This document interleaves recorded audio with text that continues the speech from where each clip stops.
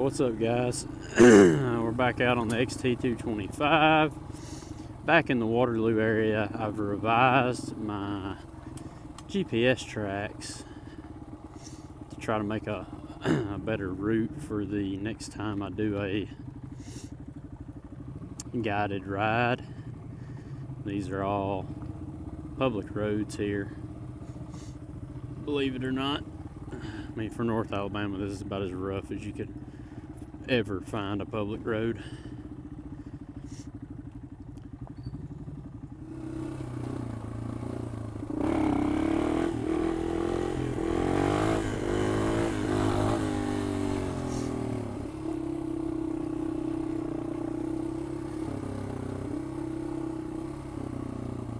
I got my GPS mount sorted, well, phone mount sorted on this bike.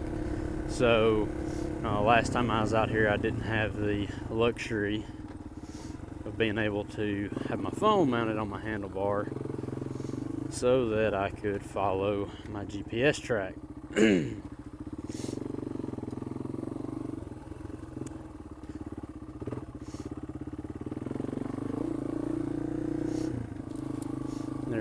There's a free campground close by, so I would really like to be able to get a pretty large group together and camp a night, and then follow that up with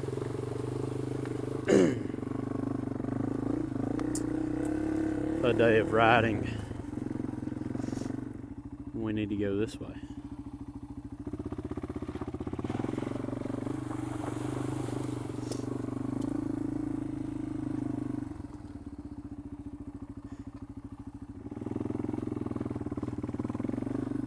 I'm not sure which of these two routes though.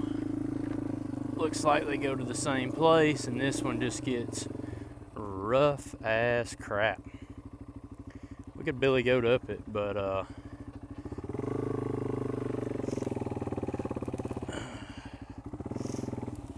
not going to. It's just another reason to not, for me anyway, to not bring something like the T7 when I'm coming out to explore possible new routes. But if this is the road I'm supposed to be on, it shows up as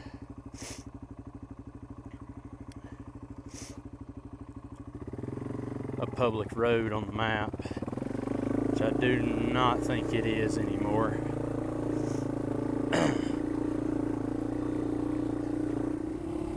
I need to talk to the club president and get some confirmation on if this is still a public road. It's on Google Maps as Fox Lane. It shows up as a public road.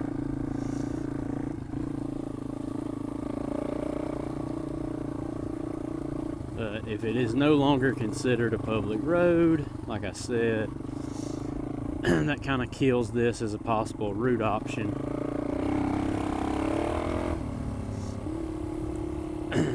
For those that aren't members. And I really don't want to have to ask people to pay for a day membership just to be able to come through here and hit one, technically one trail. All right, we've looped out of the park and back around into the park, and I actually saw a sign coming in from this direction, which is opposite. This is the main road that we rode through, headed the other way last time. Anyways, I saw a sign that said no, how was it worded? No access beyond this point without membership. So even the main road through here that shows up as a public road is no longer considered a public road. So this entire route is pretty much a bust. Not the entire thing. There's plenty of dirt roads to get to the park and get out of the park, but all the ones running through the park are no longer public roads. Alright, we're back out the other side of the park. that's the way I come in. This is new territory. This road on the map is a dead end. I've yet to see a dead end sign, so there is another road on the map not far from this road where it dead ends, so I'm hoping they don't actually dead end. The Google Maps just doesn't show them connected. I've got my doubts.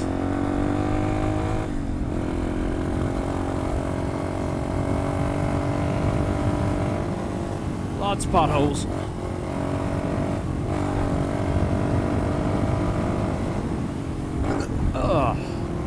Pretty much had to try to bunny hop that one. There was no dodging it.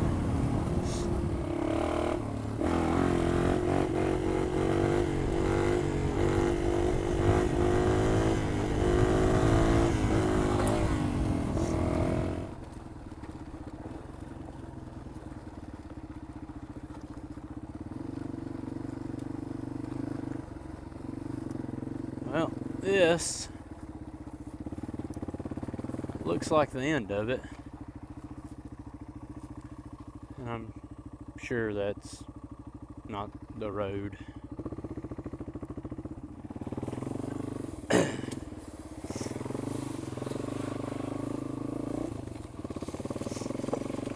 This is probably considered illegal.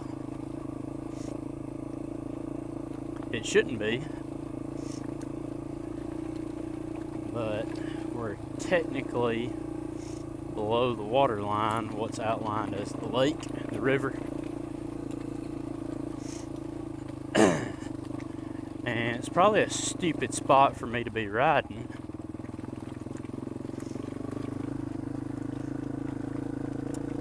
Because I could easily pick up a fish hook or something and get a flat, and I'm like 80 miles from home.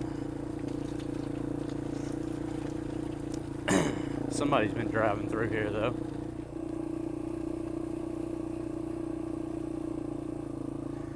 And that's gonna be a dead end for me. You can keep going, but I've been in river mud enough to know that once you realize it, you've screwed up. It is usually too late.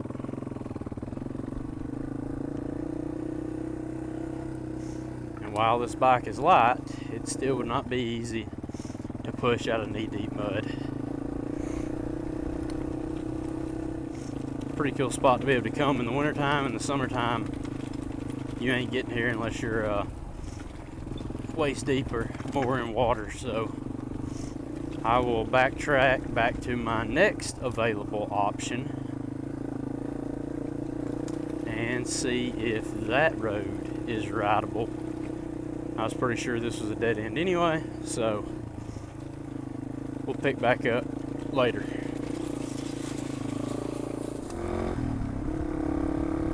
Alright, I explored one more road, which is a dead end. I was pretty confident it was going to be a dead end because it showed to be a dead end on the map. This one does not show to be a dead end. So we'll see if we get lucky. And then I will revise this route again before I plan a large group ride out in this area. I mean, for people who have never been out here before, you know, if you just go on a group ride to an area you've never been, you're just following somebody around, exploring, running into a dead end's not the end of the world.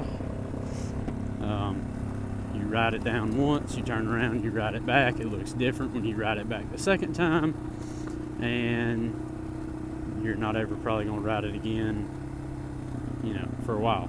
So it's not the end of the world, but I like to have as few dead ends as possible. It says there's a road right there. Definitely not. Like Google, not even Google, I'm using Beeline, but Beeline, Gia might be a little better, and crap, I'm trying to think of the one you had to pay for. Onyx, like the hunting that originally started as a hunting map, and then they've got to offer Onyx off-road. That would probably be very accurate, probably the most accurate. But some of these roads don't even show up on Google, but they show up on Gia. and then others show up on Google and don't show up as roads on GIA. So it's hard to say for certain until you actually come out and ride them yourself.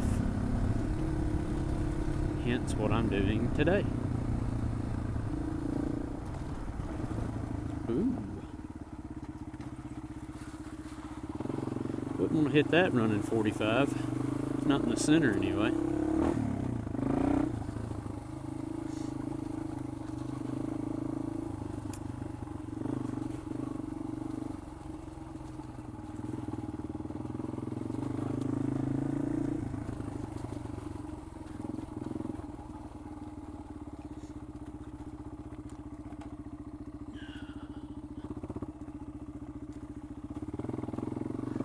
That looked a lot slicker than it was.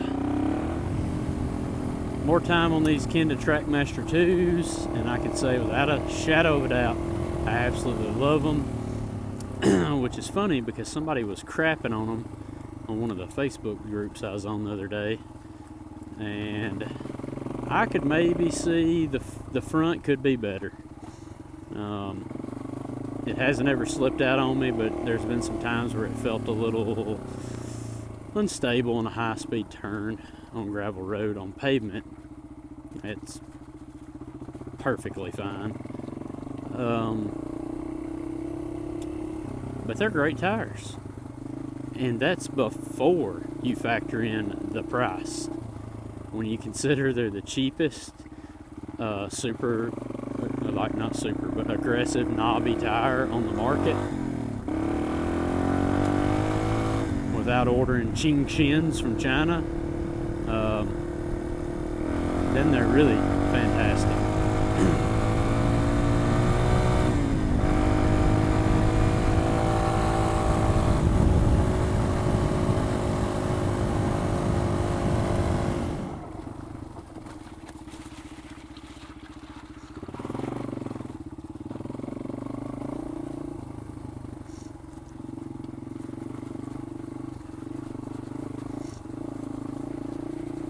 I'd hate to ride down through here after it's been raining.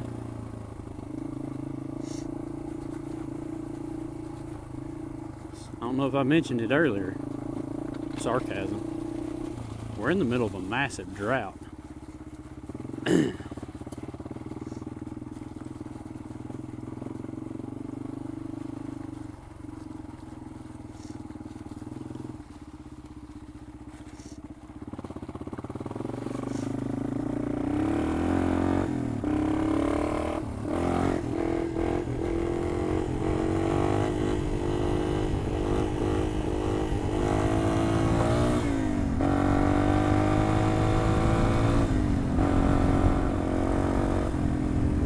County Road 106, you've saved the route.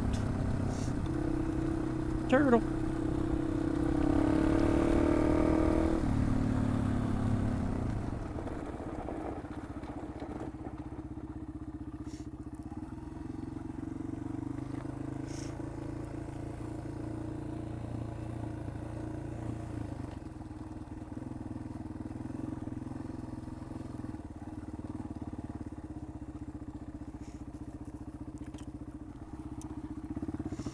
Go down to the dead end where I rode along the riverbank and I shouldn't have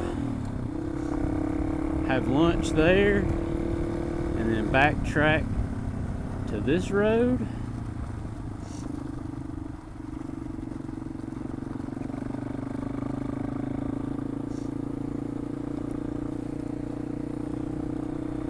And we're inside the management area, so camping is available here, free as well, it appears. I don't know, you may have to get a permit or something.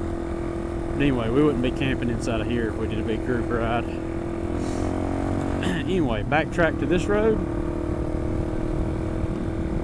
And as long as this thing doesn't dead end on me, which I highly, highly, highly doubt it does. Most of those people probably came in from this direction. Then we can make a loop out of this.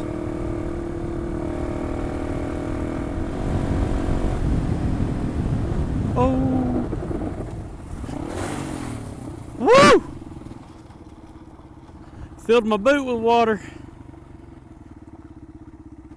Oh, I had a feeling, and I eased up a little bit.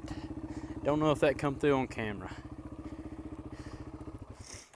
but I did ease up a hair. At least I had the camera rolling, I guess, and was able to get off to the side. Little foreshadowing from before, I guess, when I said I'd hate to hit that running 50.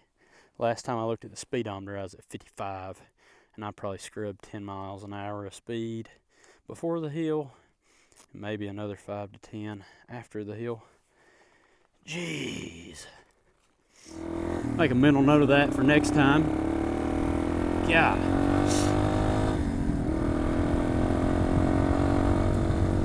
Well, apparently I didn't run out of skill. That's good. But if that had been deep all the way across, I'd have probably been screwed. In the middle, it was a solid foot deep. And at that speed, that's all it takes. There ain't no skimming across it. All your weight's going down the hill. And I guess it's a good thing I'm not on the Tenere, because I don't know what would have happened. I probably would have been going a little slower on the Tenere anyway, having never rode this road before. But on the off chance I had nailed it down that straightaway and been running that fast or easily faster, oh, could have been a viral YouTube clip. This road should be ending, coming back out on pavement right here.